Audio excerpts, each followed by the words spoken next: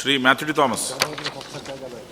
Sir, ഈ ധനകാര്യ federalism എന്ന മഹത്തായ ആശയം സമ്പൂർണ്ണമായി തമസ്കരിക്കുന്ന നിലപാടുകളും നയങ്ങളും കേന്ദ്ര സർക്കാർ സ്വീകരിച്ചു വരുന്ന സാഹചര്യത്തിൽ അർഹമായ കേന്ദ്ര വിഹിതം ആവശ്യപ്പെട്ടും കടമെടുപ്പ് പരിധി സംബന്ധിച്ചും കേരളം സുപ്രീം കോടതിയിൽ ഫയൽ ചെയ്ത കേസിൻ്റെ ഫലമായി എന്തെല്ലാം പ്രയോജനങ്ങൾ സംസ്ഥാനത്തിന് ലഭിച്ചു എന്ന് വ്യക്തമാക്കുമോ? ഇനി എന്തെല്ലാം പ്രതീക്ഷിക്കുന്നു?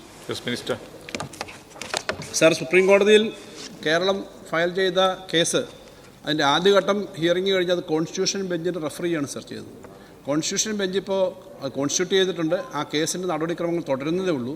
സാർ, ഏറ്റവും പ്രധാനപ്പെട്ട പ്രശ്നം ഇത് ശരിയായ കാര്യങ്ങൾ, ന്യായമായ കാര്യങ്ങൾ, നിയമമനുസരിച്ചുള്ള കാര്യങ്ങൾ അതാണ് സംസ്ഥാനം ഉന്നയിക്കുന്നതെന്ന് രാജ്യത്താകെ ചർച്ചയായി.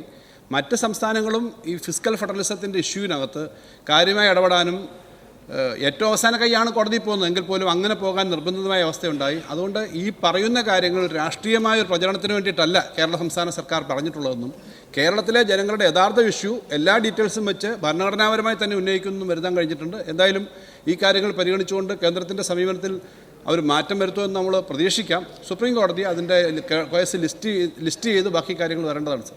Second question.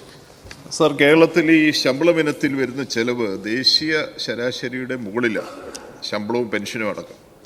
സർ, വാറ്റിൽ നിന്ന് GST മാറിയപ്പോൾ നമ്മുടെ വരുമാനം ഇടിയുന്ന സാഹചര്യമുണ്ടായി. ഈ GSTയിലെ വരുമാനത്തിൽ എന്തെങ്കിലും വർധനവ് ഉണ്ടാക്കിയെടുക്കാൻ ഈ കാലഘട്ടത്തിൽ നമുക്ക് കഴിയുന്നുണ്ടോ? അതുകൂടി വ്യക്തമാകും. മിനിസ്റ്റർ.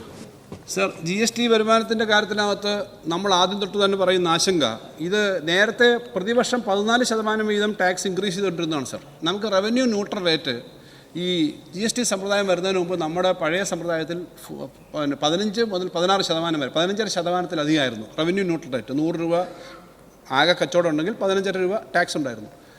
സർ, ഈ 14% വരുന്നില്ല എന്നുള്ളത് ഉണ്ടെങ്കിൽ ആദ്യത്തെ 5 വർഷക്കാലം അവർ അതുകൂടെ തികച്ചു തരുന്നതാണ് കോമ്പൻസേഷൻ എന്ന് പറയുന്ന സമ്പ്രദായം വരുന്നത്. അങ്ങനെ നമുക്ക് 12,000-13,000 കോടി രൂപ വെച്ച് വർഷം കിട്ടിക്കൊണ്ടിരുന്നതാണ്. 5 വർഷമേ കിട്ടിയുള്ളൂ. 2022 തീർന്നു.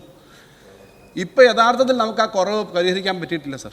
എന്ന് മാത്രമല്ല സർ, ഈ റവന്യൂ ന്യൂട്രൽ റേറ്റ് 15.5% ഉണ്ടായിരുന്നത് ഇപ്പോൾ 11% താഴെയായി സർ. എന്ന് പറഞ്ഞാൽ കുറേ ഐറ്റങ്ങൾക്ക് ഇവർ വലിയ ലക്ഷറി ഐറ്റങ്ങൾക്ക് ടാക്സ് കുറച്ചു. കൗൺസിൽ എന്ന് പറയുമ്പം സ്റ്റേറ്റുകൾ ഒറ്റയ്ക്കൊന്നും ചെയ്യാൻ പറ്റില്ല എന്നുള്ളതാണ് പറഞ്ഞത്. അപ്പോൾ ആ ഒരു വശത്തു കൂടി റവന്യൂ ന്യൂട്രൽ റേറ്റ് കുറയ്ക്കുന്ന തരത്തിലേക്ക് ആർബിട്രറി ആയിട്ട് ടാക്സുകൾ കുറച്ചു, ലക്ഷറി ഐറ്റങ്ങൾക്ക് പ്രത്യേകിച്ചും. മറുവശത്ത് നമുക്ക് ഈ ഗ്രോത്ത് ഉണ്ടാവും എന്നുള്ള അഷർ ചെയ്തത് 15-ാം വർഷം മുതൽ എന്ന് പറഞ്ഞാൽ ഈ സർക്കാരിൻ്റെ ആദ്യ വർഷം കഴിഞ്ഞപ്പോൾ മുതൽ നമുക്കൊരു പ്രതിവർഷം 14% വീതം ഉണ്ടായിരുന്ന വർധനയുണ്ടെങ്കിൽ 12,000-14,000 കോടി രൂപ അധികം വരേണ്ടതാണ്. അതും കിട്ടുന്നില്ല.